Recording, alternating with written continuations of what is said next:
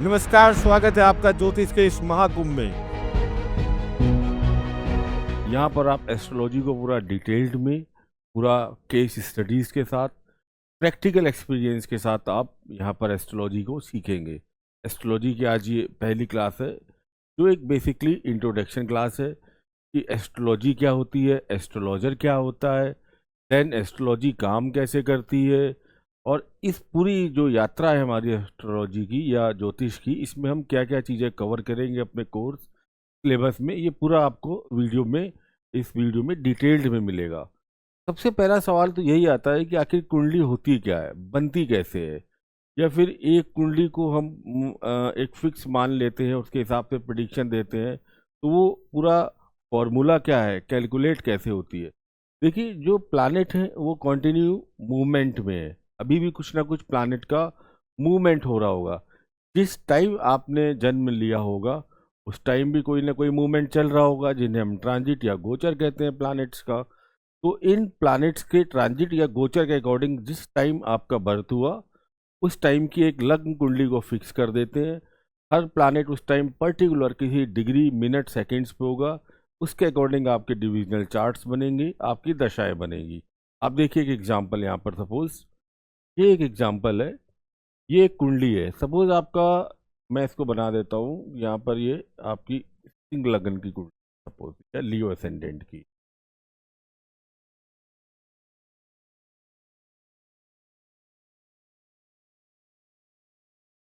Suppose आज किसी का बर्थ हुआ इसी टाइम, और इस टाइम जो प्लानिटरी पोजीशंस है उसके अकॉर्डिंग आप देखेंगे कुछ ना कुछ यहाँ पर प्लानिट हो कहीं ना कहीं किसी राशि में। सपोज जैसे कि सैटर्न इस टाइम ये चल रहा है, इसी को हम D1 चार्ट कहते हैं। अगर इस टाइम किसी का बर्थ हुआ है तो सैटर्न यहाँ पर होगा इसकी कुंडली में, जुपिटर इसका यहाँ पर होगा इस कुंडली में, यहाँ पर इसका आपका केतु इस टाइम चल रहा है कुंडली में, यहाँ पर राहु चल रहा है।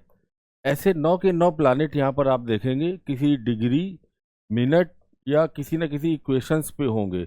तो जब हम इन इक्वेशंस को फिक्स कर देते हैं तो आपका वो लग्न चार्ट बन जाता है, और ये फिर आपकी पूरी डेस्टिनी को डिफाइन करता है जाएगा। और पर्टिकुलर आज के दिन की कुछ डिग्री, कुछ मिनट, कुछ सेकंड्स होंगे, जिनके अकॉर्डिंग ये आपकी कुंडली में परमानेंटली फिक्स कर दिए जाएंगे।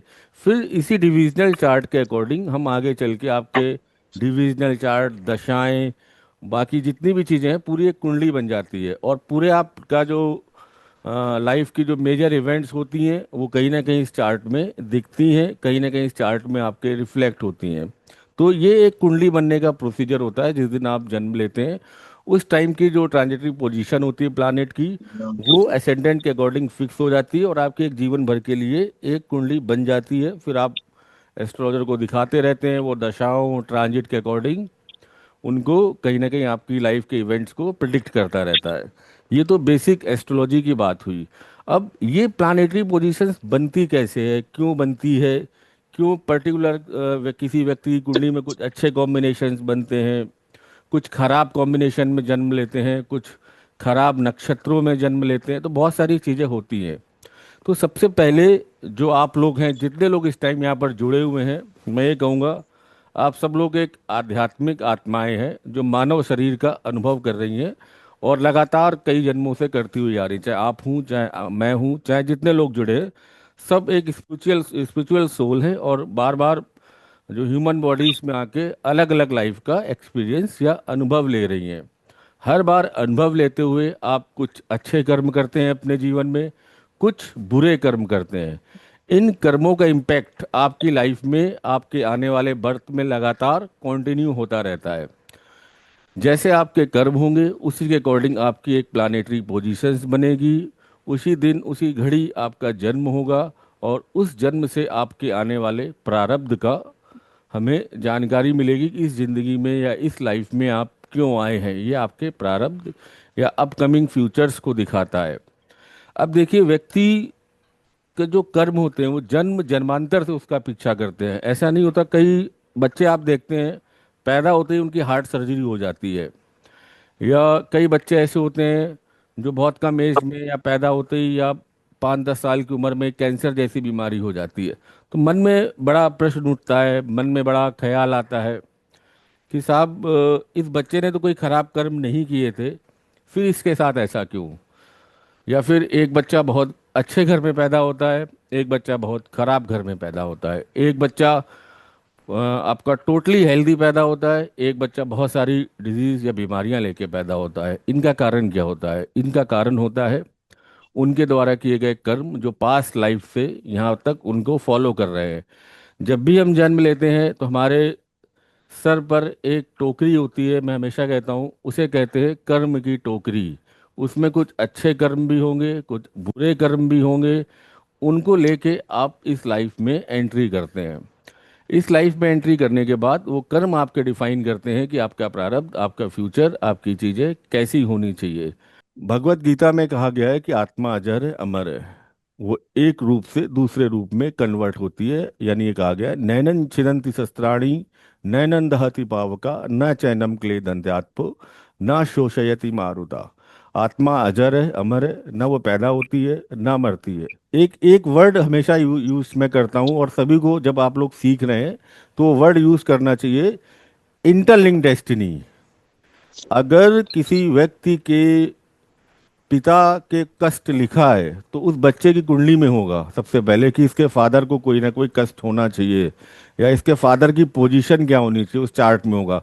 इसी तरीके से एक पेरेंट्स की कुंडली में प्री डिफाइंड होता है कि इनको कैसे चाइल्ड मिलेंगे, अच्छे चाइल्ड मिलेंगे, चाइल्ड का सुख मिलेगा कि नहीं मिलेगा। ये सारी चीज़ें लिंक्ड होती हैं। एक परिवार में जितने लोग हैं जिनका अगर कोई उनकी लाइफ में इवेंट होता है तो सीधा सीधा इम्पैक्ट अगर उनके एक साथ पड़ रहा है, सपोज एक फैमिली यानी कि हस्बैंड एंड वाइफ और उनके बच्चे, इनमें से किसी की लाइफ में अगर कुछ भी इवेंट होगा अच्छा या बुरा, तो डेफिनेटली वो कहीं ना कहीं आपकी पूरी फैमिली पे पड़ेगा। और सेम इवेंट्स आप अगर चेक करेंगे उस टाइम, तो फैमिली के जितने डायरेक्ट आपके लोग हैं जिन पर इवेंट का असर पड़ेगा, आप उनको डायरेक्टली रीड कर सकते हैं कि उनकी कुंडली में भी कहीं ना कहीं ये प्रोमिसेस दिख रहे थे कि ऐसा कोई इवेंट होना चाहिए।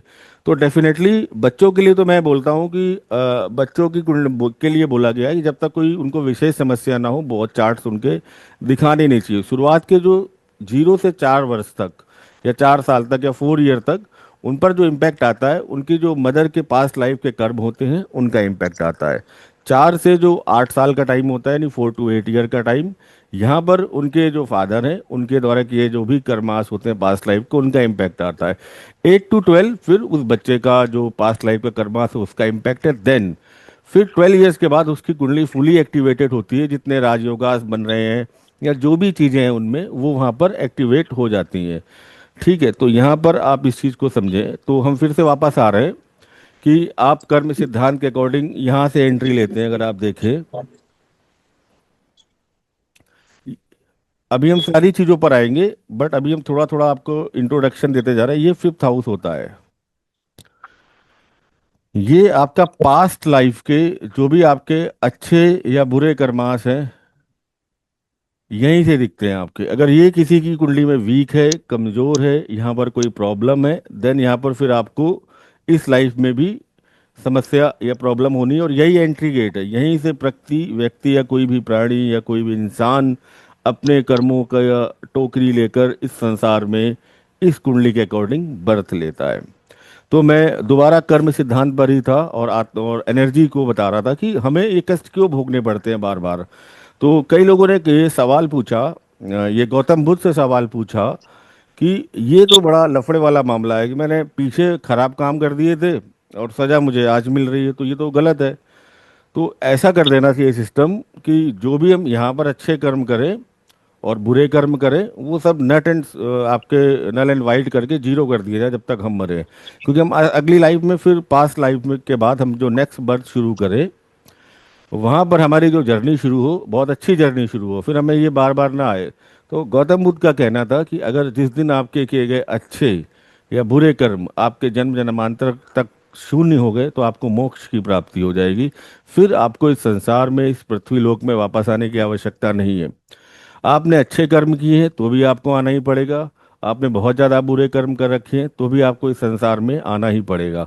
ये कर्म सिद्धांत है, ये भगवत गीता में कहा गया था। इसी तरह बाद में रॉबर्ट मेयो ने तो बहुत बाद में एनर्जी कंजर्वेशन लॉ बताया था कि एनर्जी को ना हम कभी क्रिएट कर सकते हैं ना डिस्ट्रॉय कर सकते हैं, केवल एक फॉर्म से दूसरी फॉर्म में ट्रांसफर कर सकते हैं, लेकिन भगवत गीता में इसी चीज को 5,000 साल पहले ही बता दिया गया था कि आत्मा अजर है, अमर है, इसको ना हम पैदा कर सकते हैं ना मार सकते हैं, ये केवल ट्रांसफर हो रही है एक फॉर्म से दूसरे फॉर्म में, दूसरे फॉर्म से तीसरे फॉर्म में। और इसी वजह से व्यक्ति के जीवन में बहुत सारे दुख या कष्ट या परेशानियां आ रही हैं।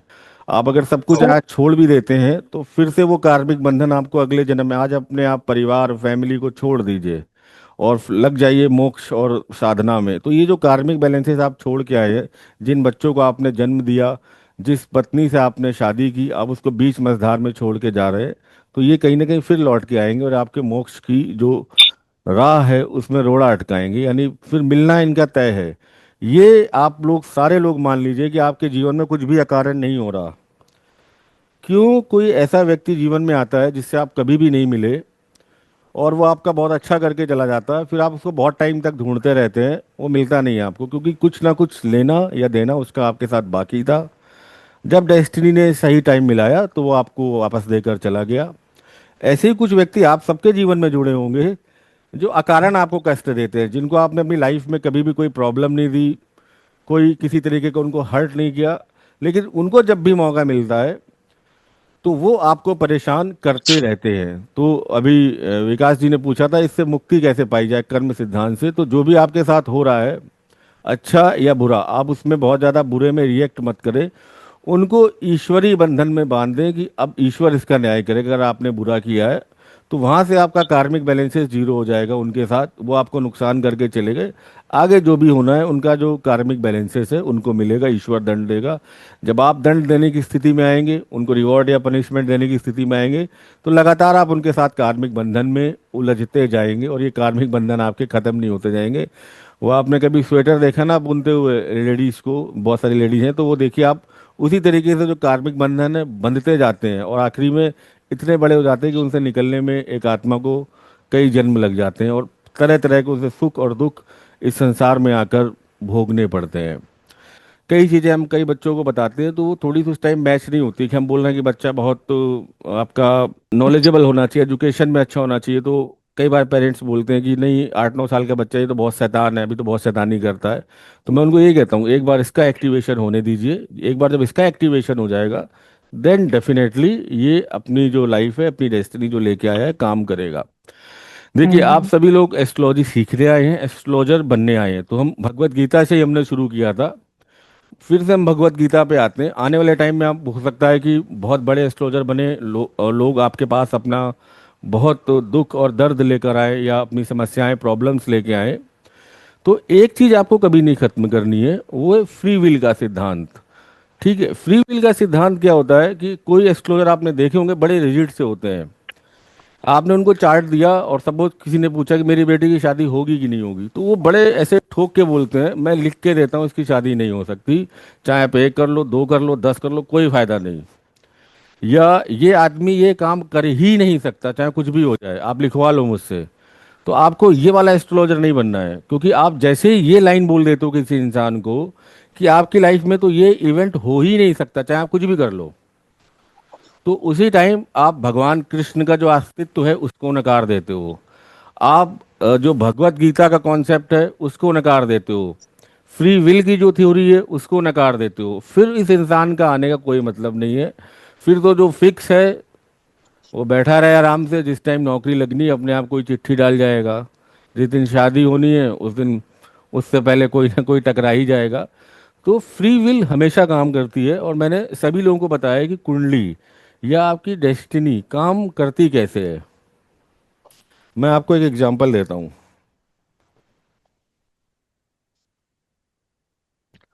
आपको अपनी लाइफ में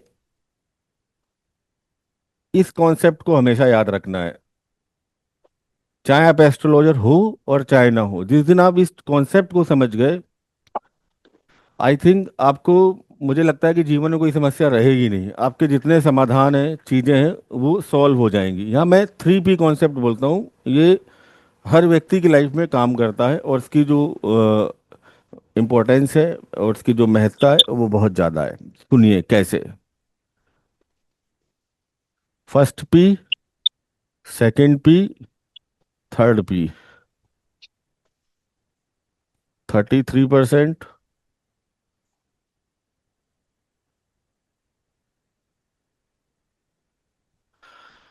किसी भी लाइफ में ये 3 P कैसे काम करते हैं? जो फर्स्ट पी होता है वो आपका प्रारब्ध होता है। सेकंड पी आपका पुरुषार्थ होता है।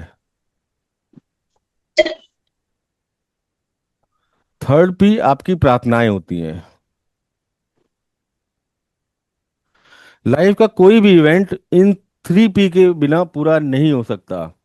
जब आप एस्ट्रोलॉजर बन जाते हैं तो आप ये सीख जाते हैं किसी का पढ़ना, प्रारब्ध पढ़ना, किसी की डेस्टिनी पढ़ना। लेकिन आपको कभी भी ये चीजें नहीं पता होती हैं, पुरुषार्थ उसका कि वो आदमी क्या मेहनत कर रहा है, अच्छी कर रहा है, बुरी कर रहा है, या उस इंसान के पीछे कितने लोग हाथ जोड़ के दुआएं कर रहे हैं, या ये वो व्यक्ति अपने जीवन में कितना आध्यात्मिक रूप से या स्पिरिचुअल पाथ में ईश्वर के साथ कनेक्ट है। आपको केवल इतना पता होता है, प्रारब्ध। यहाँ पर ये जो ये चीज है, इसके साथ दिक्कत ये है कि ये फिक्स है। ये जो दो चीजें हैं ये आदमी बढ़ा घटा सकता है अपनी लाइफ में। प्रारब्ध में अगर किसी चीज को लेके कमी है तो डेफिनेटली उसको उस लाइफ में दिक्कत तो आएगी। अगर किसी को मैरिटल लाइफ में या अपनी जो मैरिज लाइफ है प्रॉब्लम प्रारब्ध दिखा रहा है तो डेफिनेटली वहां पर दिक्कत तो आनी है।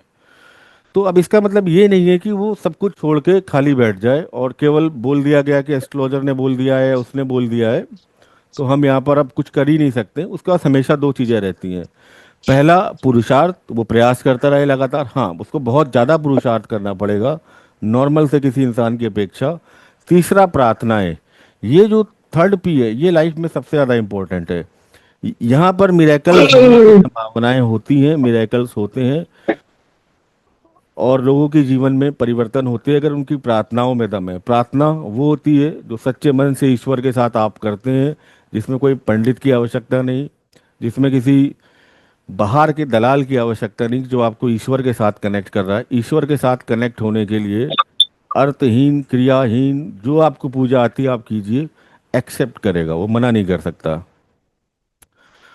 अ, कई बार मैं लोग मेरे पास ऐसे, मैंने विष्णु सहस्त्र नाम का पार्ट बताया तो लोग बोलने आते हैं कि साहब करने में तो थोड़ी सी दिक्कत आती है हमको, क्योंकि कहीं ना कहीं उच्चारण गलत हो जाएगा तो भगवान हमें फिर दंड दे देंगे, बुरा मान जाएंगे। तो आप हर चीज़ लॉजिक से सोचिए। कोई भी चीज़ ऐसा नहीं है कि आप अचानक पढ़ना शुरू करेंगे या करना शुरू करेंगे आप उसमें परफेक्ट हो जाएंगे। कमी या परेशानी आती रहेगी। आप बचपन में अपने पिताजी को, अपने पापा को पहले दिन से ही पापा नहीं कहते हैं, या अपनी मदर को या अपनी माताजी को पहले दिन से ही मम्मी या माँ नहीं कहते हैं। ये एक प्रोसेस था, कहते कहते कहते आप आज की डेट में एकदम ठीक बोलते हैं। तो लेकिन जब आप ठीक से नहीं बोल पाते थे, पापा को कुछ भी कहते थे, आप इशारों से कहते थे, फिर भी वो आपकी बात समझते थे और आपके जीवन में जो चीजें थी उन्हें पूरा करते थे। इसी तरीके से ईश्वर है, आप उसे चाहे जिस नाम से बुलाएं, राम बुलाइए चाहे मरा बुलाइए, अगर आपकी फीलिंग राम की है तो राम ही दिखेंगे आपको वो। ठीक है।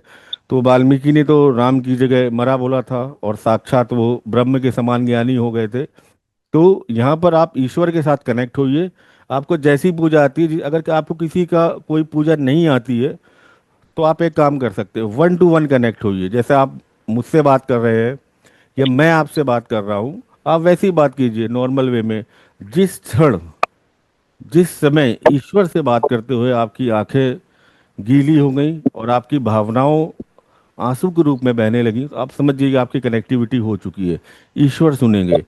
पूजा क्वांटिटी का सब्जेक्ट नहीं है, क्वालिटी का सब्जेक्ट है।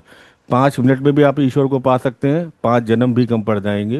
क्वांटिटी को आप बहुत ज़्यादा फोकस मत कीजिए। तो अपनी प्रार्थनाओं को बढ़ाइए, जहाँ जहाँ डेस्टिनी आपकी गड़बड़ है अपने पुरुषार्थ को बढ़ाइए, तो कहीं ना कहीं आपको थोड़ा सा सपोर्ट करेंगे। ठीक है। तो ये 3 P कॉन्सेप्ट है जो सभी को पता होने चाहिए। तो यहाँ आप शुरू करेंगे किसी का प्रारब्ध पढ़ना या एस्ट्रोलॉजी जानना। तो एस्ट्रोलॉजी की शुरुआत होती कहाँ से अगर हम देखें, या आपसे अगर कोई पूछे कि एस्ट्रोलॉजी की शुरुआत हुई कहाँ से आती है और क्या इसका रोल है, हम थोड़ा सा पीछे लौटते हैं अपने वेदों की तरफ। वेदों में खत्म होने के बाद कुछ वेदांग बनाए गए जो कि 6 थे। वो 6 वेदांग इस तरीके से थे: शिक्षा, कल्प, व्याकरण, निरुक्त, छंद, ज्योतिष, ये 6 वेदांगों में से एक वेदांग है ज्योतिष। इसे वेदों की आइज कहा गया है, नेत्र कहा गया है, आंख कहा गया है इस ज्योतिष को। तो ये ज्योतिष यहाँ से आपकी शुरू होती है। तो ज्योतिष अगर कहाँ से शुरू हुई तो हम बोलेंगे वेदांग में से एक पार्ट था आपका ज्योतिष, वहां से ज्योतिष की शुरुआत हुई। दूसरा एस्ट्रोलॉजर, आपको मैंने ज्योतिष तो बता दी काम कैसे करती है, इसका जीवन में अनुभव क्या होता है। हाँ, एक चीज और कहूंगा, आजकल जो ज्योतिष है जहाँ पर मिरेकल्स होते हैं, तो एक्चुअली ऐसा कुछ होता नहीं है मिरेकल्स। ये आपके कर्मों के आधार पर ही आधारित है, जैसे आपके कर्म होते जाएंगे आपको वैसा रिजल्ट मिलता जाएगा। और 3 P ही काम करते हैं, इसके अलावा चौथा P आप तेज पत्ता बांध के कहीं तिजोरी में रख दो, धन दुगना हो जाएगा। या फिर आप कोई टोटका कर लो जिससे कि आपके जीवन में सारे जो कष्ट हैं एक दिन 45 दिन के अंदर खत्म हो जाएं। या कोई ऐसी रेमेडी जो आपके पैसे को अगले 3 महीने में डबल कर दे, ऐसा कुछ भी नहीं होता। अगर होता जिनके पास तो आप अपना लॉजिक लगाइए, वो कभी किसी को शेयर ही नहीं करते या किसी के पास आते ही नहीं। तो एस्ट्रोलॉजी केवल 3 P पे ही काम करती है, इसके अलावा चौथा P इसमें कोई होता नहीं है। अगर प्रारब्ध जिसका गड़बड़ है तो अच्छे एस्ट्रोलॉजर को उसको बोलना चाहिए अपने एफर्ट्स तो बढ़ाई, साथ में प्रार्थनाओं का सहारा ले। जहाँ पर प्रारब्ध साथ दे रहा है उसका, वहाँ पर वो आगे बढ़े, तो उसको आगे और सक्सेस या सफलता मिलती है। अब एस्ट्रोलॉजी की तो बात हो गई, अब हम जाते हैं एस्ट्रोलॉजर पे। एस्ट्रोलॉजर के अंदर बेसिक कैरेक्टरिस्टिक क्या होनी चाहिए, क्योंकि शास्त्रों में कहा गया है ये हर व्यक्ति को देने वाली विद्या नहीं है।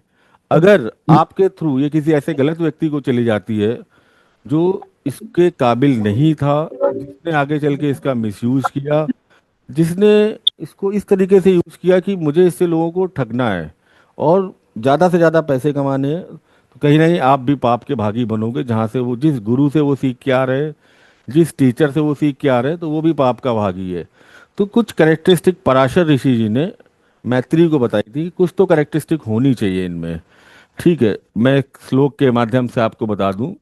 जैसे पहला उन्होंने एक श्लोक ही है आपका पराशर और शास्त्र में, गणितेषु प्रवीणो या शब्दे शास्त्रे कृत श्रमा, न्यायविद बुद्धिमान देश दिक कालज्ञो, जितेंद्रिया उहा पो पटु हो रहा स्कंद श्रवण सम्मत। अब पहली लाइन आप अगर देखो तो यहाँ पर लिखी है गणितेषु प्रवीणो। पहले तो राव सर भी कहते हैं, के एन राव जी भी, कि मैथमेटिक्स में वो इंसान अच्छा होना चाहिए। बहुत ज़्यादा उसको ऐसा नहीं होना चाहिए कि छोटी छोटी चीज़ों के लिए सॉफ्टवेयर देखना पड़ रहा है। आप जाएं बनारस आज भी, और जो पुरातन एस्ट्रोलॉजी को फॉलो करते हैं उनको कोई सॉफ्टवेयर नहीं चाहिए, वो उंगलियों पे यूं यूं सारी कैलकुलेशन करके आपको बता देंगे। वो केवल आपके लग्न चार्ट की डिग्री से बता देंगे कि आपका ये जो सपोज आपका सूर्य है 3 डिग्री 20 मिनट का है, नवांश में कहाँ गया है, D10 में कहाँ गया है, कहाँ पर कहाँ गया है, एक 30 सेकेंड में उनको पता चल जाएगा इस सूर्य की पोजीशन क्या है। क्यों? क्योंकि उनके पास मैथमेटिकल फॉर्मूलेस बहुत अच्छे हैं, मैथमेटिकल कंडीशंस बहुत अच्छी हैं। तो पहली लाइन ही पराशर जी ने बोली है, गणितेषु प्रवीणो, मैथमेटिक्स में बहुत अच्छा होना चाहिए। दूसरा है या शब्दे शास्त्रे कृत श्रमा, यानी उसकी कम्युनिकेशन बहुत अच्छी होनी चाहिए। कम्युनिकेशन स्किल्स, वो जो कहना चाह रहा है सबसे पहले तो वो अपनी बात को बहुत अच्छे से कह पाए सामने तक। दूसरा, वो सुनने की भी क्षमता होनी चाहिए, केवल वही एकदम ब्रह्मा बन के अपनी भविष्यवाणी दे के सामने वाले के दुख कष्ट को नहीं सुन रहा है, एक अच्छा कम्युनिकेशन डेवलप नहीं कर रहा है सामने वाले के साथ, तो उस एस्ट्रोलॉजर से कहीं ना कहीं व्यक्ति उतना कनेक्ट हो नहीं पाएगा, और वो भी अपनी बात जो कहना चाहता है कह नहीं पाएगा। थर्ड है न्यायविद। न्यायविद का मतलब है कि उसको उसी तरीके से एक एक फैक्ट चेक करने चाहिए बिना बायस्ड हुए किसी की कुंडली में। जैसे कि आपके पास बहुत बड़ा आदमी आ गया, कोई पॉलिटिशियन, आपको पता है ये तो मिनिस्टर, अब उसकी कुंडली में खराब कॉम्बिनेशन है, अब आप डर रहे हो कि मैं बोलूं कि ना बोलूं, आपने बोलना शुरू कर दिया, अरे साहब आप तो प्रधानमंत्री बनने वाले हो, आप तो ये बनने वाले हो, क्योंकि आप बायस्ड हो गए उसको लेके। तो आपको कुंडली देखते टाइम या किसी का डेस्टिनी को डिफाइन करते टाइम बायस्ड नहीं होना है, अनबायस्ड होकर जो दिख रहा है साहब, ये दिख रहा है यहाँ कमी है, इसको आपको ठीक करना चाहिए, इसमें मेहनत ज़्यादा लगेगी और प्रार्थना ज़्यादा लगेगी, मुझे यहाँ पर डेस्टिनी का सपोर्ट कम है। चाहे कोई भी व्यक्ति आ जाए, आपको बिल्कुल न्याय, अपनी जो न्याय का जो ज्ञान है न्यायविद हो की तरह बिल्कुल ध्यान में रखना चाहिए। अगला है बुद्धिमान। देखिए बुद्धिमान तो होना ही चाहिए एस्ट्रोलॉजर को, कि उसको एक तो बहुत सारी किताबें पढ़नी पड़ती है, बहुत सारे फॉर्मूलेस लगाने पड़ते हैं, दिमाग का तेज होना चाहिए, नॉलेज उसको होनी चाहिए आसपास की। देश दिक कालज्ञो जितेंद्रिया, जैसे एक ज्योतिष में एक वर्ड यूज होता है देश काल पात्र। देश काल पात्र यानी देश, दिशा, काल का उसको ज्ञान होना चाहिए, क्योंकि एक ही रूल इंडिया में बैठे व्यक्ति के लिए अलग होगा अगर हम लगा रहे हैं एस्ट्रोलॉजिकली, यूएस में बैठे व्यक्ति के लिए अलग होगा।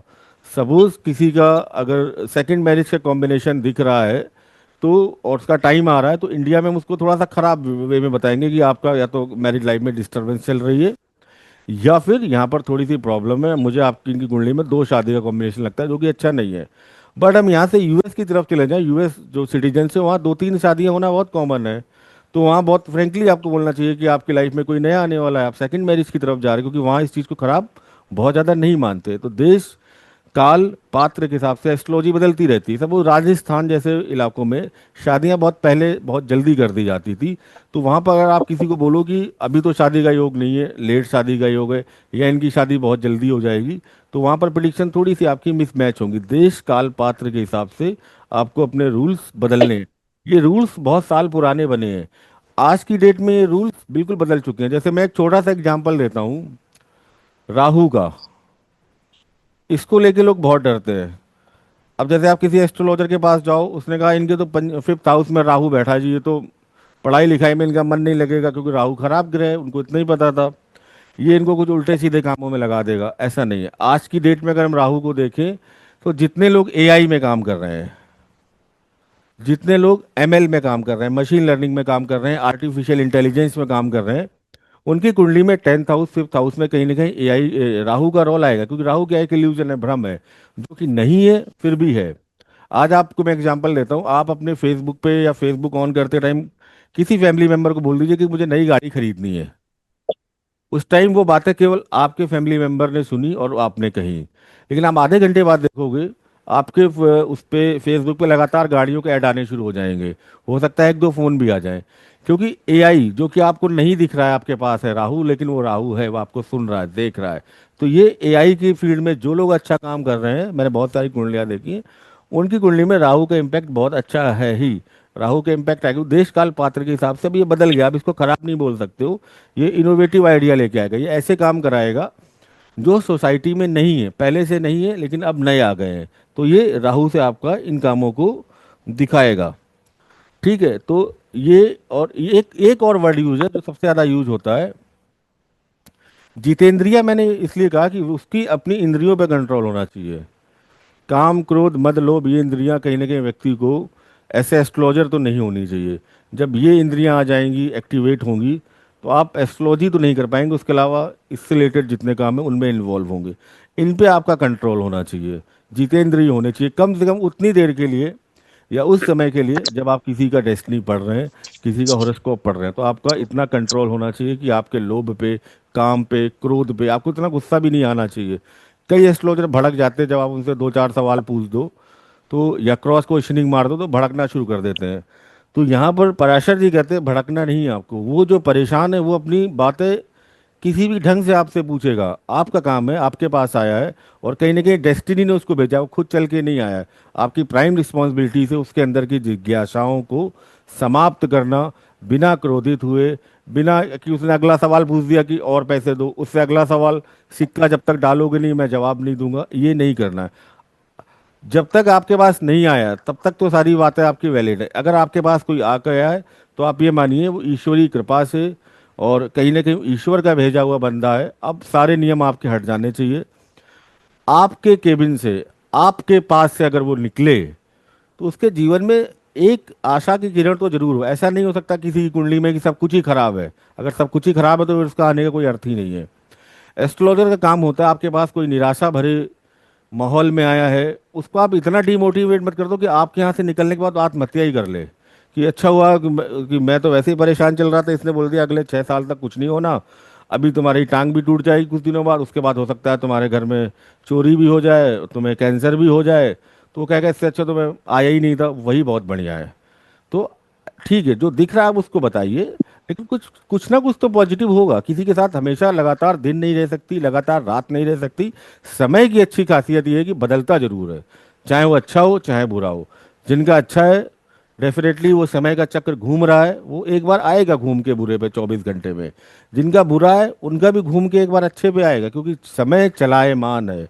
महाभारत में आप देखते थे ना, उसमें चक्र घूमता रहता था, मैं समय हूँ।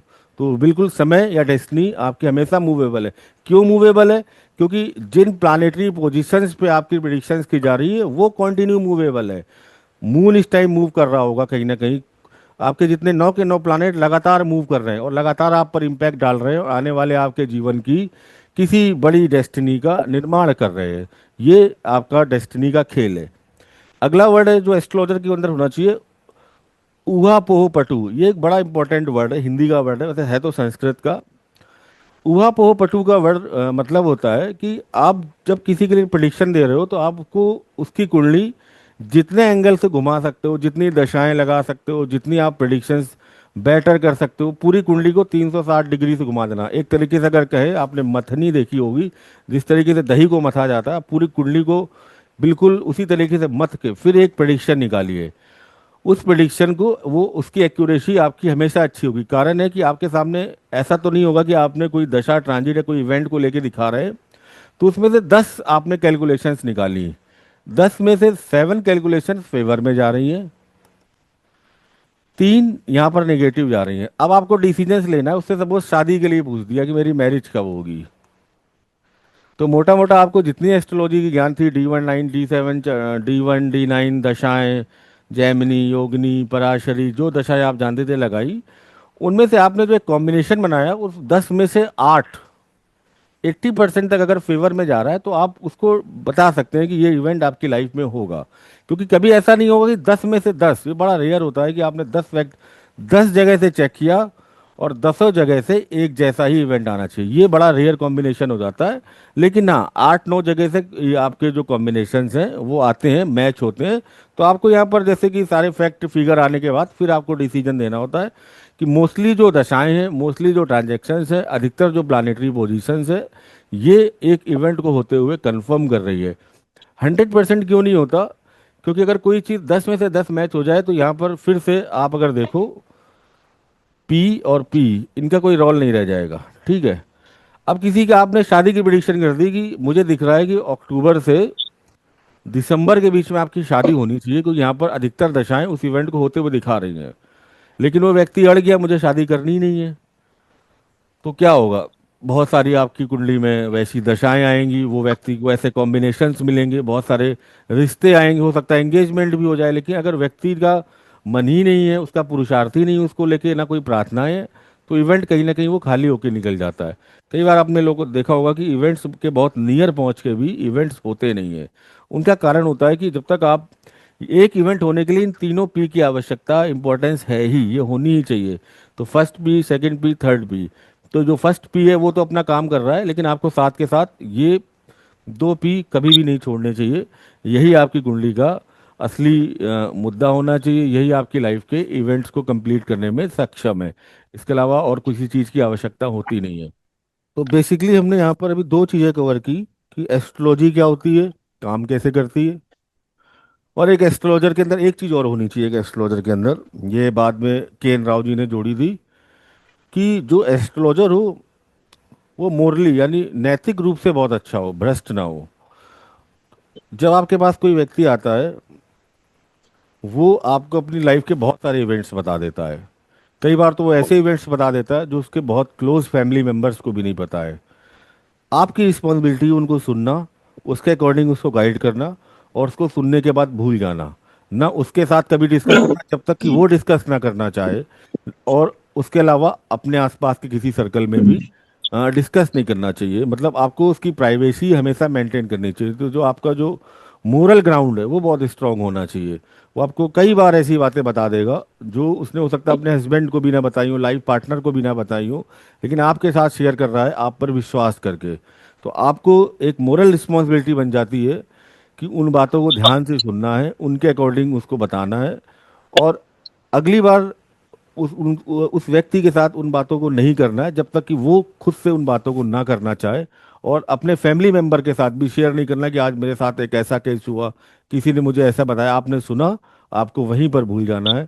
और आपको मोरल ग्राउंड पे यहाँ पर बहुत अच्छा और स्ट्रांग होना चाहिए।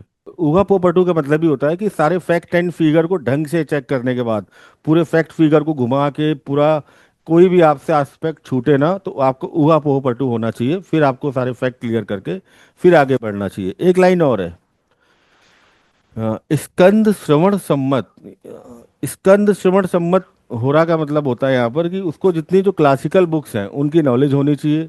क्लासिकल बुक्स को लेके उसे बहुत जो डिकोडिंग है समझ में आनी चाहिए। जो होरा शास्त्र है उसका उसको अच्छे से ज्ञान होना चाहिए, तब वो प्रडिक्शन पे जाए। मतलब इस लाइन का ये भी मतलब है कि यूट्यूब से सीख के कि ये राशि का यहाँ पर चली गई तो इस व्यक्ति के साथ यही होगा।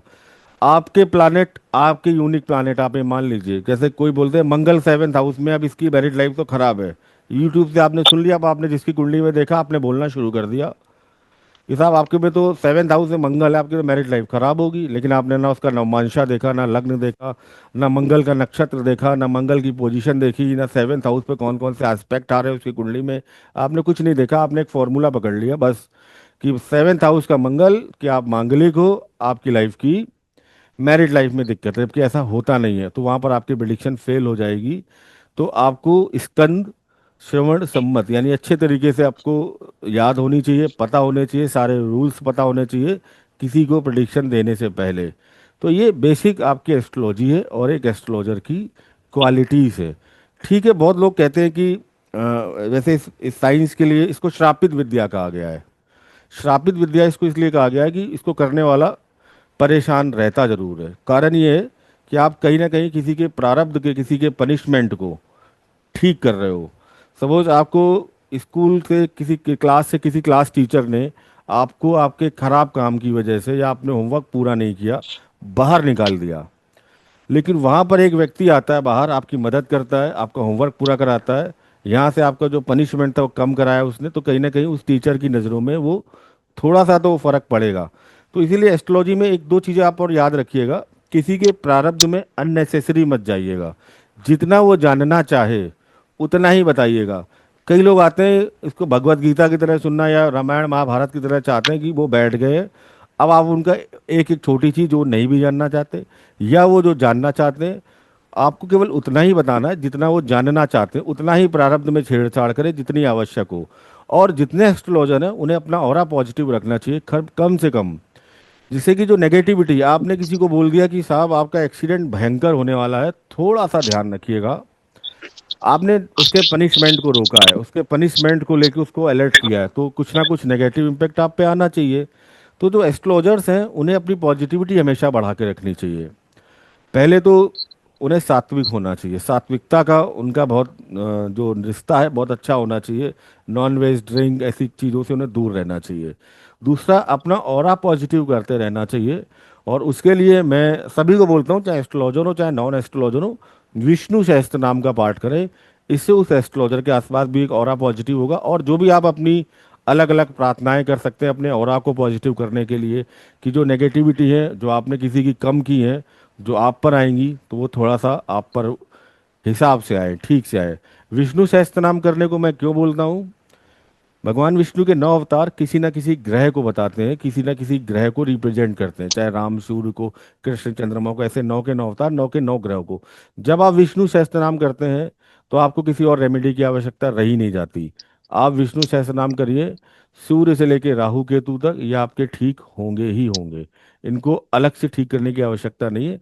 इसके अलावा आप अपनी लाइफ में अगर और अच्छा बढ़ रहे हैं आगे, आपको दुर्गा सप्तशती में दुर्गा कवच, कवच कीलक अर्गला, इनका पाठ करते रहना चाहिए। मैक्सिमम पॉजिटिव हो रहा आपको, अगर आप एक अच्छे एस्ट्रोलॉजर है, लोगों का दुख दर्द दूर कर रहे हैं, तो आपके पास भी एक वैक्सीनेशन तो होना चाहिए। आप डॉक्टर्स के पास जाते हैं कोरोना में जिन्होंने काम किया, तो ऐसा नहीं कि उन्होंने जब लोगों को ठीक कर रहे थे वो मास्क लगाया, पीपीटी किट पहनी, अपना प्रोटेक्शन भी किया। कि वहाँ हम जिनको ठीक कर रहे हैं, या आज भी डॉक्टर्स के पास जाइए तो मास्क लगा के रखते हैं। अगर आपको कोई इन्फेक्शन, एलर्जी, कि वो जो नेगेटिविटी आपकी ठीक करवाना है वो तो ठीक करेंगे, बट वो कहीं उन तक भी बहुत ज़्यादा ट्रांसफर ना हो। तो आपका मास्क और पीपीटी किट आपका ये पॉजिटिव एनर्जी और है। आगे हम बढ़ते हैं। यहाँ पर आपकी एस्ट्रोलॉजी कवर हो गई, एस्ट्रोलॉजर कवर हो गया। और आगे हम अगला चलते हैं कुंडली के फॉर्मेट पे कि कुंडली है क्या।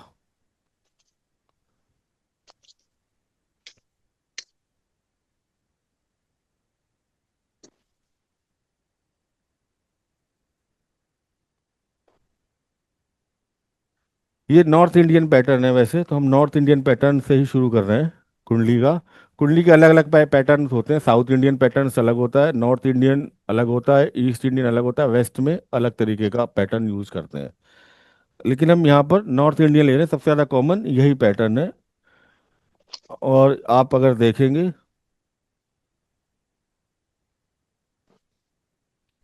ये कुंडली है, यहाँ से हम शुरू कर रहे हैं आज, एकदम बेसिक से। हो सकता है, हाँ एक चीज़ और मैं बोल दूं कि हो सकता है कि बहुत लोगों को एस्ट्रोलॉजी आती हो, और बहुत लोग आज पहली बार सीख रहे हो, बहुत लोगों को ये सब पता हो, सब जानते हो।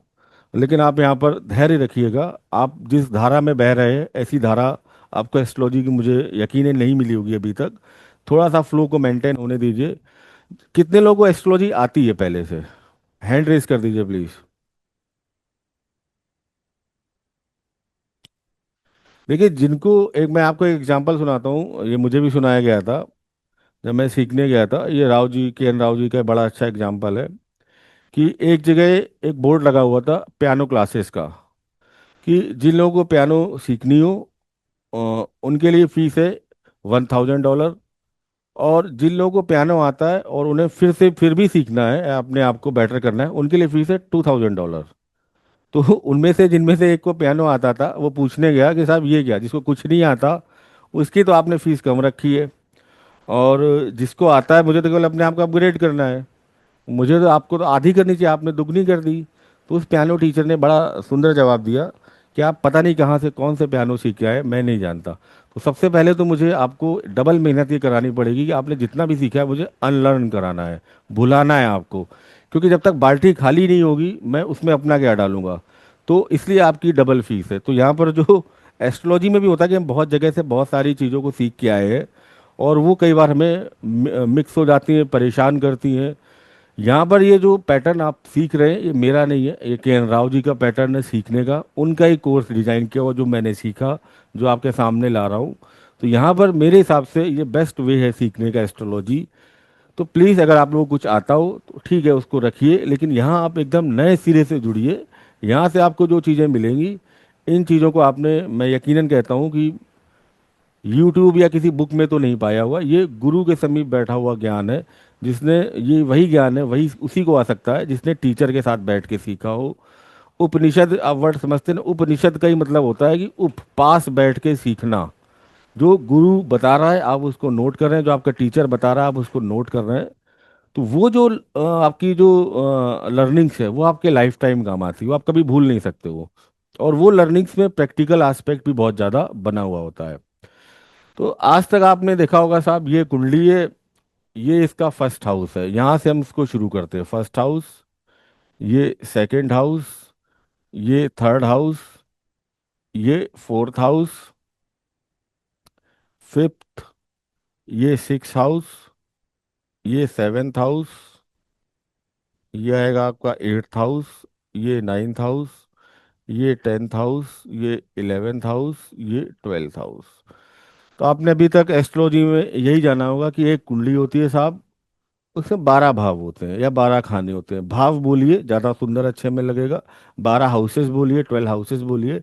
खाना, मालिक, ये जो वर्ड यूज होते हैं ये लाल किताब के वर्ड है, सुनने में भी अच्छे नहीं लगते, बोलने में भी अच्छे नहीं लगते कि इसका मालिक यहाँ बैठा है, इस खाने का मालिक दूसरे खाने में बैठा है। हम वैदिक एस्ट्रोलॉजी में हाउस बोल सकते हैं इंग्लिश में, वैसे हम इनको भाव बोल सकते हैं। और जो उनके जो लॉर्डशिप जिन हाउस की होती है उनको हम भावपति या भावेश या उसका जो लॉर्ड होता है वो बोलते हैं, ठीक है। आपने अभी तक यही सीखा होगा कि कुंडली में ये ऐसे है। आप में से मैं सभी से एक सवाल पूछता हूँ, 12 ही खाने क्यों हुए, 13 क्यों नहीं हुए? कोई बता सकता है मुझे? या 10 क्यों नहीं हुए? ये कभी आपने सोचा?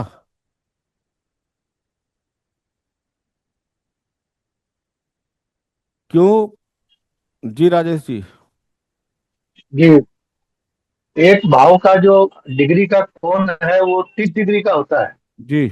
और टोटल टोटल सर्कल में 360 डिग्री होते हैं, तो 12 में 360 पूरे हो जाते हैं, तो वहीं पे वो पूरा हो जाता है। ठीक है, कम तो बेसी हम उसमें इसको हो नहीं 30 सकता। डिग्री से और बढ़ा भी तो सकते थे, 45 डिग्री कर सकते थे। पर सर्कल तो 360 का ही होगा ना सर। नहीं, वो आप बात ठीक कह रहे हो, लेकिन इसका जो सैद्धांतिक पक्ष है, आप मुझे मैथमेटिकल पार्ट बता रहे हो, मैं इसका जी सैद्धांतिक पक्ष जानना चाह रहा हूँ कि क्या कारण था कि पराशर जी ने 12 खानों में ही स्टॉप कर दिया। जी बताएं। मैं बताता हूँ, चलिए। आपका मैथमेटिकली आंसर एकदम सही है, ठीक है। अभी हम मैथमेटिकल जी वाले पार्ट में बाद में जाएंगे।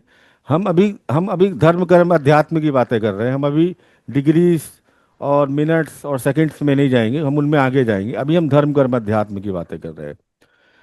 देखिए, जी आपके 4 पुरुषार्थ होते हैं, 4 पुरुषार्थ, और उन्हीं के कारण आपका जन्म होता है। ये पुरुषार्थ है, पहला धर्म, दूसरा पुरुषार्थ अर्थ, तीसरा काम, और चौथा मोक्ष। आप देखेंगे ये जो 4 पुरुषार्थ हैं, इन्हीं को लेके आपका जीवन इन्हीं के इर्द गिर्द घूमता है। धर्म के साथ आपकी जन्म हुआ, फिर अर्थ की आपने प्राप्ति की, काम मतलब गृहस्थ जीवन, और आपने जो काम किए इस दुनिया में आके, अल्टीमेटली फिर सबका टारगेट होता है मोक्ष। जैसा कि अभी कुछ लोगों ने कहा भी था, मोक्ष। तो ये 4 पुरुषार्थ हैं। ये कुंडली इन्हीं 4 पुरुषार्थों को दिखाती है। तो देखिए, बार बार पुरुषार्थ वर्ड यूज हो रहा है, तो अपने आप चमत्कार खत्म हो रहा है। जितनी बार पुरुषार्थ आएगा उतनी बार चमत्कार, टोना टुटका, ये सब खत्म हो जाएगा कुंडली से। ये पुरुषार्थ पर बेस्ड कुंडली है। अब मैं बताता हूं कैसे। ये जो फर्स्ट हाउस है आपका, ये धर्म हाउस है। सेकंड हाउस अर्थ, थर्ड काम, हाँ, मोक्ष। फोर्थ मोक्ष। फिर यही साइकिल शुरू होगा, फिफ्थ धर्म, सिक्स अर्थ, और फिर आपका सेवेंथ फिर से काम, एट्थ मोक्ष, फिर नाइन्थ आपका धर्म, फिर 10th आपका अर्थ, 11 काम, 12th मोक्ष। अभी तक तो आप यही सुनते आ रहे होंगे कि 12वां भाव ही मोक्ष का है, बस यहाँ पर केतु बैठ जाए। यूट्यूब में या बहुत जगह लिखा है, जिसकी कुंडली में 12वें भाव में केतु बैठा उसको मोक्ष मिलेगा, वो अगला जन्म नहीं लेगा। ऐसा नहीं होता, ऐसा नहीं होता, ठीक है। तो आपने देखा कि ये पूरी की पूरी कुंडली इसलिए 12 भावों में कि अब कोई साइकिल नहीं है यहाँ पर। धर्म अर्थ काम मोक्ष में कुंडली कंप्लीट हो गई। अब मैं बताता हूँ इनका जीवन में योगदान क्या रहता है। देखिए, आपकी कुंडली में ट्रायंगल्स बनते हैं, ट्राइन। ये देखिए, ये आपका धर्म, ये धर्म, ये धर्म, ये धर्म, यानी जो कुंडली का फर्स्ट, फिफ्थ और नाइन्थ हाउस हुआ, ये आपकी कुंडली का धर्म त्रिकोण बन गया। जिसकी कुंडली में धर्म त्रिकोण स्ट्रांग है, ऐसा व्यक्ति जीवन में डेफिनेटली राइज करेगा, और कहीं ना कहीं उस पर गॉड ब्लेसिंग्स बनी रहेंगी। दूसरा जो आपका त्रिकोण आता है कुंडली में, उसको हम अर्थ त्रिकोण बोलते हैं। ये अर्थ त्रिकोण आपका बनता है सेकंड अच्छा हाउस को बस। मिला के, 10th हाउस को मिला के। ये आप देखिए, यानी सेकंड, 6 एंड 10th, ये जब हमने बनाया तो आपकी कुंडली का अर्थ यानी जो फाइनेंस रिलेटेड मैटर्स है, ये अर्थ त्रिकोण से आपके देखे जाएंगे। अगला आता है काम त्रिकोण, यानी कुंडली का थर्ड, सेवेंथ, 11th। इसको हम कंप्लीट कर देंगे तो तीसरा त्रिकोण बनेगा हमारा।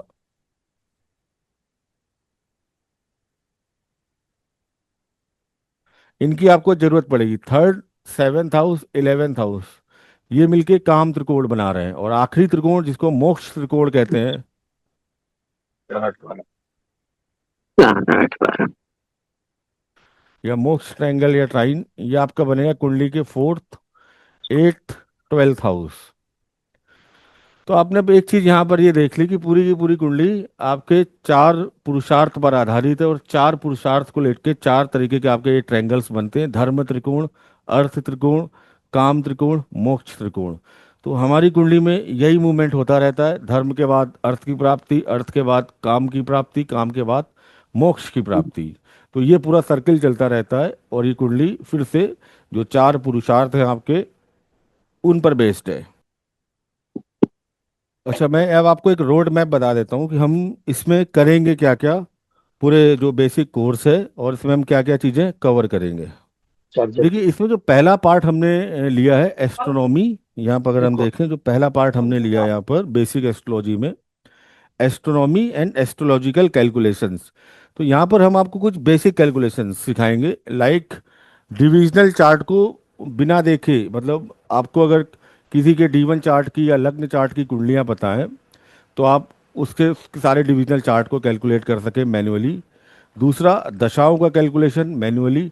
एस्ट्रोनॉमी में ये काम कैसे करते हैं, ये जो इनका मूवमेंट हो रहा है ये कैसे हम पर इम्पेक्ट करता है, और इनकी क्या पोजीशनिंग है, राहु केतु क्या है, जैसे हम बोलते हैं कि ये इल्यूजन है, छाया ग्रह है, तो इनका इम्पैक्ट क्या है।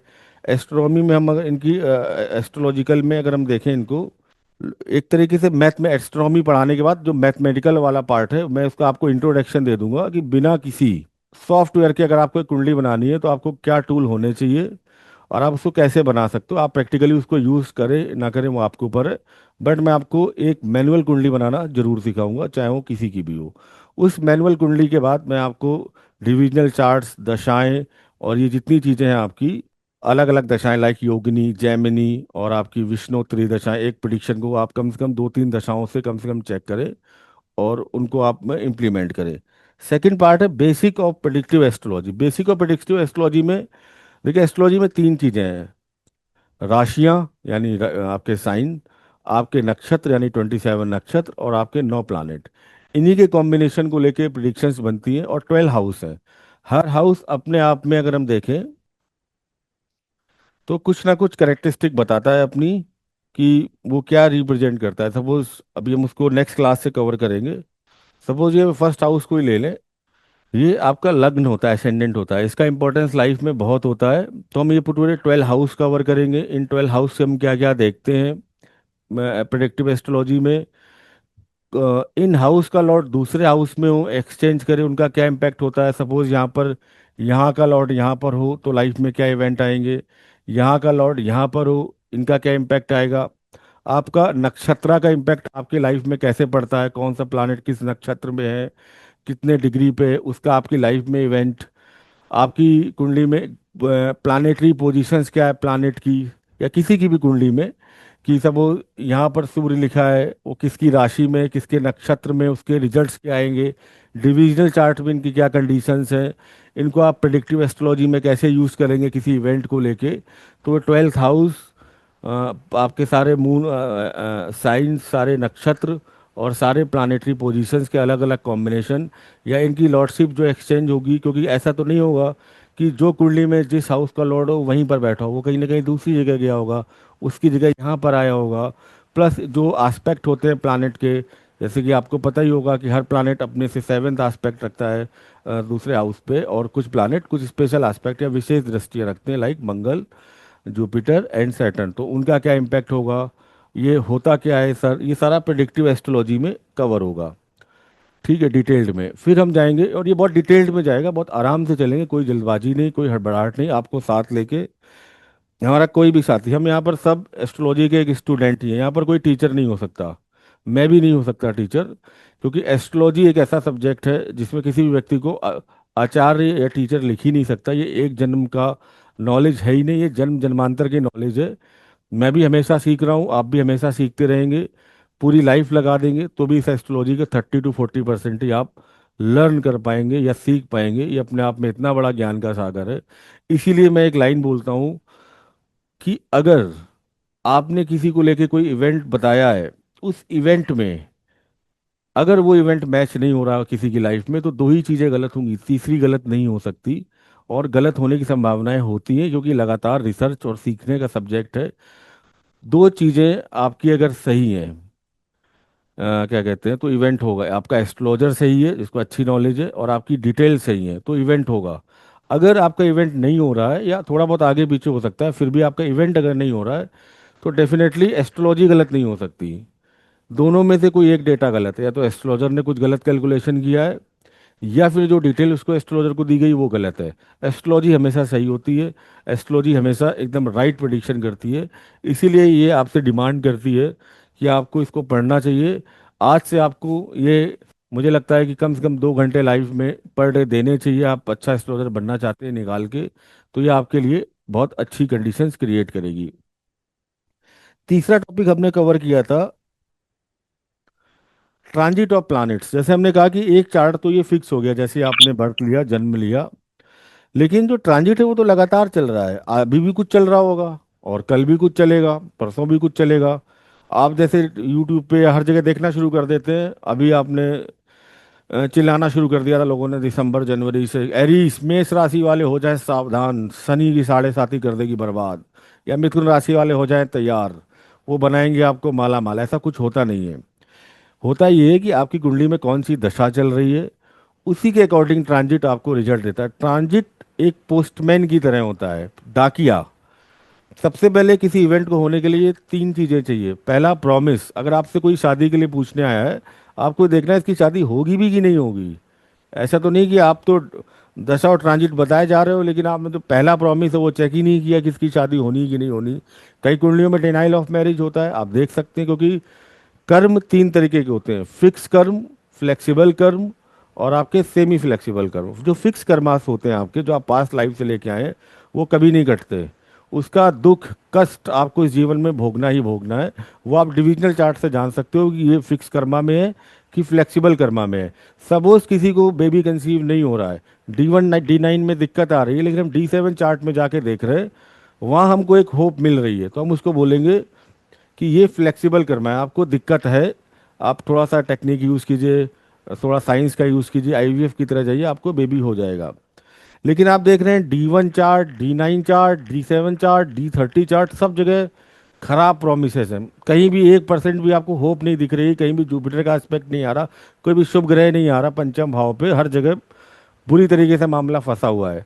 तो आपको ये पता चल जाएगा ये फिक्स कर्मा है, ये नहीं बदल सकता। फिक्स कर्मा के लिए फिर एक ही आदमी बदल सकता है आपके फिक्स कर्मा को, और वो इंसान इस धरती पे तो नहीं है, ऊपर बैठा है, जो मिरेकल कर सकता है। तो आप उसको ही बोलिए कि कुंडली में तो आपका योग नहीं, फिर भी उसको होप दीजिए कि आप ईश्वर से प्रार्थना कीजिए, जो कर सकते हैं यहाँ पर ईश्वर करते हैं। तो कई बार कुंडली में मैरिज को लेके भी ऐसे कंडीशंस बन जाते हैं जहाँ पर टोटल डिनाइल है, मैरिज होगी ही नहीं। तो उस टाइम आपको सबसे पहले प्रॉमिस चेक करना है। प्रॉमिस के बाद जो कॉम्बिनेशन आता है दशा, दशा भी आपको देश काल पात्र के हिसाब से लगानी है। सपोज आपके पास अगर 25 साल का व्यक्ति आया है और अपनी मैरिज को लेके पूछ रहा है, तो आपको अगले 2-3 साल में, आज की डेट से अगले 2-3-4 साल में देखना है कि वो कॉम्बिनेशन कब सबसे ज़्यादा स्ट्रांगली बन रहा है दशा के अकॉर्डिंग। फिर उस दशा के बाद अगला जो नंबर आता है ट्रांजिट, जिसको हम गोचर बोलते हैं। ट्रांजिट का काम इतना है कि अगर प्रॉमिस है और दशा आ चुकी है, तो वो आपका काम उस टाइम ड्यूरेशन में करा देगा। सपोज मुझे आपको 1,000 रुपये देने हैं, ये एक प्रॉमिस है। उसके बाद मैंने 1,000 रुपये का चेक काट के रख दिया, वो दशा है। फिर जब कोई रनर आएगा, वो रनर वो 1,000 रुपये का चेक लेके आप तक पहुंचाएगा, वो ट्रांजिट है। अगर मैंने आपको 1,000 रुपये देने का मनी नहीं है और मैंने कोई चेक भी नहीं काटा, तो लाख बार मेरे पास रनर आए, मैं उसको चेक दूंगा ही नहीं आपके नाम का, और 1,000 बार वो आपके घर के सामने से निकल जाए, कोई इवेंट नहीं होगा। तो बोलते हैं ना, पंचम भाव में बृहस्पति का ट्रांजिट आ गया, संतान हो सकती है जी आपको। ऐसे ट्रांजिट से आपको प्रेडिक्शन कभी नहीं देनी। तो ट्रांजिट का भी एक पार्ट होता है, लाइक ए पोस्टमैन, वो हम सीखेंगे कि ट्रांजिट का असर हमारी लाइफ में दशाओं के अकॉर्डिंग हम पर कैसे पड़ रहा है। दशा सिस्टम मैंने आपको बताया कि हम पूरा आपको दशा सिस्टम सिखाएंगे, कम से कम आपको दो दशाएं जरूर सिखाएंगे, विष्णोत्तरी एंड योगिनी, इस बेसिक कोर्स में। तो यहाँ पर आपका विष्णोत्तरी या योगिनी से आप पूरा प्रिडिक्शंस को मैच कर सकते हैं, होते हुए देख सकते हैं। फिर एक चीज और है यहाँ पर, जो एकदम अलग चीज है, प्रिडिक्शन वाया अष्टक वर्ग। अष्टक वर्ग क्या होता है? इसमें हम 7 प्लैनेट लेते हैं, राहु केतु को नहीं लेते हैं। लग्न और 7 आपके सूर्य से लेके, यानी सन टू सैटर्न, 8 प्लैनेट को लेके हर हाउस की कोई ना कोई स्ट्रेंथ निकालते हैं। सपोज अगर मैं आपको ऐसे बताऊं एग्जांपल में, तो वो भी प्रिडिक्शन में बड़ा हेल्पफुल होता है। सपोज ये किसी की मैं कुंडली लगा रहा हूँ,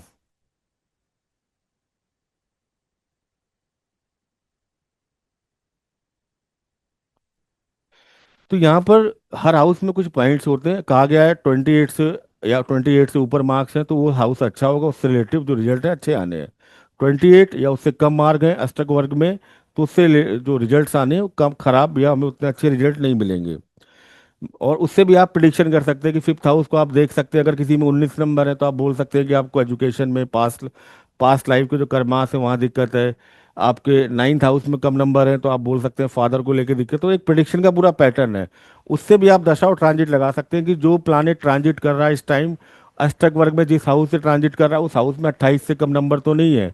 कई बार होता क्या है कि हम बोल देते हैं बहुत अच्छी दशा जाए, लेकिन अष्टक वर्ग में जहाँ से वो ट्रांजिट कर रहा है या अपने भिन्नाष्टक वर्ग में उसके नंबर बहुत कम होते हैं, तो वो नल एंड वाइड होकर निकल जाता, कोई अच्छा रिजल्ट नहीं देता। मैं एक एग्जांपल दे देता हूँ कि आप अष्टक वर्ग से कैसे प्रिडिक्शन कर सकते हैं। ये एक बहुत बड़े व्यक्ति की कुंडली है। उनके अष्टक वर्ग में मैंने कहा ना 28 से ऊपर नंबर हो तो बड़ा अच्छा होता है। उनके यहाँ 8042 मार्क्स हैं। ये आपके लिए केवल अभी इंट्रो है, बस आपको थोड़ा थोड़ा बोलते हैं ना कि एक बताता जा रहा है कि हम इस पूरे जो ज्योतिष का मैंने कहा था महाकुंभ है उसमें हम कहाँ कहाँ गोते लगाएंगे। तो उसमें एक धारा ये भी है स्टक वर्ग की। ये एक व्यक्ति है, 6 हाउस को थोड़ा सा मैं बता देता हूँ, आगे हम और डिटेल में बताएंगे। ये डिसीज, एनिमीज और आपके डेट यानी कर्ज को बताता है, रोग शत्रु ऋण, 3 वर्ड बोले गए। 42 मार्क्स आ गए तो ऐसे व्यक्ति के जीवन में हो सकता है कि ये चीज़ें हों, बट ये इनसे ओवरकम कर जाएगा क्योंकि ये हाउस स्ट्रांग हो गया है। तो ये जिस व्यक्ति की कुंडली है 1991 में अपने काम को करते दौरान इनको एक ऐसी चोट लगी जो लाइफ थ्रेटनिंग हुई और इनको बचने की उम्मीद बहुत कम थी, पूरा देश इनके लिए दुआएं मांग रहा था, लेकिन फिर भी इनके बचने की उम्मीद बहुत कम थी। ये बहुत अपने कैरियर में स्ट्रांग पोजीशन पे थे, लेकिन एक टाइम ऐसा आया कि ये कर्ज यानी लोन यानी डेट के जाल में फंस गए, घर नीलाम हो गया, पैसे मांगने वाले घर पर आकर परेशान करने लगे। और छठा हाउस कंपटीशन, आजकल एनिमीज को हम वैसा कोई नहीं बोल सकते कि कोई घोड़े पे आएगा तलवार लेके और हम पर आक्रमण करेगा। एनिमीज यानी आपके जो कंपटीटर्स हैं, तो ये कंपटीशन का भी हाउस है। तो इनकी लाइफ में एक ऐसा टाइम भी आया कि टॉप से लेके डाउन पर आ गए और फिर ये उठ खड़े हुए और आज भी इतना स्ट्रांगली खड़े हैं कि इनके बराबर का कोई कंपटीटर नहीं है। ऐसा क्यों हुआ? अगर हम पूरी कुंडली को हटा दें, केवल अष्टक वर्ग से ही एक प्रेडिक्शन देना चाहें, तो हम ये बोल सकते थे कि डेफिनेटली ये व्यक्ति इन तीनों चीज़ों में जीतेगा। उसका कारण था यहाँ 42 मार्क्स करना। ये अमिताभ बच्चन की कुंडली है। जब आप अमिताभ बच्चन की कुंडली निकालेंगे तो यहाँ पर अष्टक वर्ग में आप देखेंगे सबसे ज्यादा नंबर है 42। तो ये इस बात को कंफर्म कर रहा है कि तीन चीजें इसको कभी नहीं हरा पाएंगी, रोग शत्रु ऋण, यहाँ से हमेशा ऊपर खड़ा होगा। और आपको मैंने तीनों एग्जाम्पल दिए, तीनों से इन्होंने कम बैक कर लिया, कोई दिक्कत या कोई परेशानी नहीं आई। तो ये अष्टक वर्ग है, हम पूरा निकालेंगे दशा ट्रांजिट का अष्टक वर्ग से भी प्रिडिक्शन का एक पार्ट। अगला हमारा टॉपिक है मुहूर्त एंड पंचांग रीडिंग। देखिए आप एस्ट्रोलॉजी में जा रहे हैं तो आपको मुहूर्त और पंचांग का जो बेसिक नॉलेज है वो होना चाहिए। उसका कारण क्या है कि मुहूर्त है क्या, बेसिकली इसको हम डिटेल में भी पढ़ेंगे। बट मुहूर्त है वो जो आपकी जो कॉस्मिक एनर्जी है, उस एनर्जी का जब आपकी कुंडली के अकॉर्डिंग सबसे इम्पैक्टफुल टाइम हो, सबसे ज़्यादा पॉजिटिव असर आ रहा हो, उस टाइम ड्यूरेशन में किसी काम को शुरू करना। मतलब आपने सपोज व्हीकल लेनी है और आप एक ऐसे नक्षत्र में ले आए जो नॉन मूवेबल नक्षत्र है, ठीक है? तो व्हीकल होगा क्या? व्हीकल आएगा, खड़ा रहेगा, लेकिन चल नहीं पाएगा, वो खड़ा ही रहेगा। कई लोग आप लोग देखते होंगे अपनी लाइफ में, नॉन मूवेबल नक्षत्र में आपके व्हीकल्स ले आए तो व्हीकल किसी न किसी वे में या तो गैरेज में खड़ा हुआ है या घर पे खड़ा, उसका बहुत ज़्यादा यूज होता नहीं है। तो नक्षत्र या मुहूर्त का जो यूज है वो सबसे ज़्यादा यही कि जो भी कॉस्मिक एनर्जी या जो भी हमारी आकाशीय ऊर्जा है उसका मैक्सिमम यूटिलाइजेशन करके किसी इवेंट को उस टाइम ड्यूरेशन में कराना। आप ऐसे समझ लीजिए कि आपको पता है कि गेहूं की फसल कब बोनी है, उसका एक सही टाइम होता है। अगर सही टाइम पर सही महीने में आप बोएंगे तो उसका रिजल्ट अच्छा आएगा। ऐसा तो नहीं कि आप साल भर बोएं। तो इसी तरीके से आप मुहूर्त विचार कर सकते हैं, चाहे आपको गाड़ी खरीदनी हो, गृह प्रवेश करना हो, कोई अच्छा काम करना हो, कुछ भी करना हो आपको, उसके लिए आप एक अच्छा मुहूर्त खुद निकाल सकते हैं, किसी के पास जाने की जरूरत नहीं।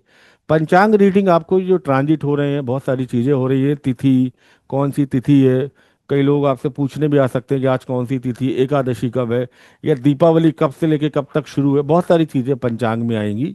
तो हम वो पंचांग में कवर करेंगे। इसके बाद जो बेसिक में अगला पार्ट आएगा वो है मैरिज एंड चिल्ड्रन प्रेडिक्शन।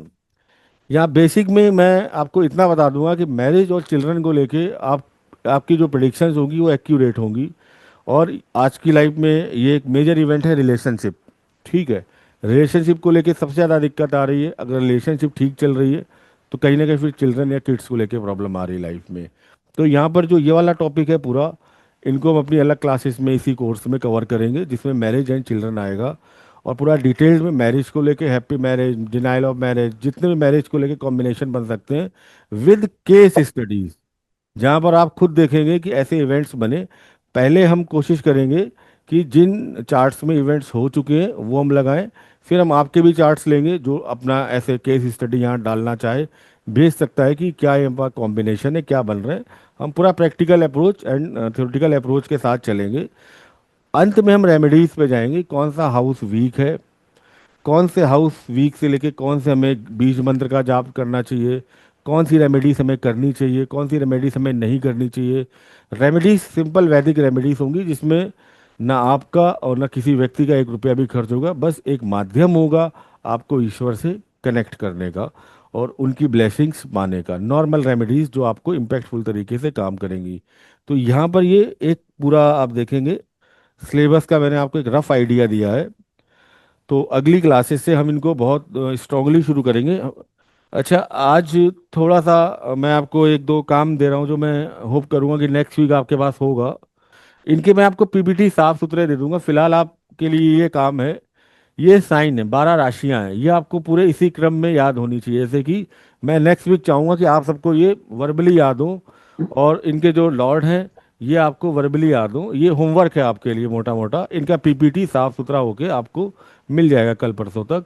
जैसे कि फर्स्ट राशि जो है या साइन है वो एरीज है, मेष, जिसके लॉर्ड है मंगल। सेकंड है टॉरस, जिसके लॉर्ड है वीनस। थर्ड है आपका जेमिनाई, मिथुन, जिसके लॉर्ड है मरकरी यानी कि बुध। फोर्थ कैंसर, कर्क यानी मून, चंद्रमा।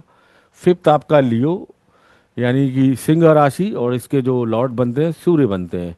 तो इसी तरीके से वर्गो आपका फिर से यहाँ पर इसका लॉर्ड बुध बनेगा। लिब्रा, तुला, इसका फिर से वीनस बनेगा। स्कॉर्पियो, वृश्चिक, मंगल। नाइन्थ आपका सेजिटेरियस, धनु, जुपिटर। और आपका 10th और 11th कैप्रिकॉन और एक्वेरियस, ये मकर एंड कुंभ, इनका जो लॉर्ड है सैटर्न है।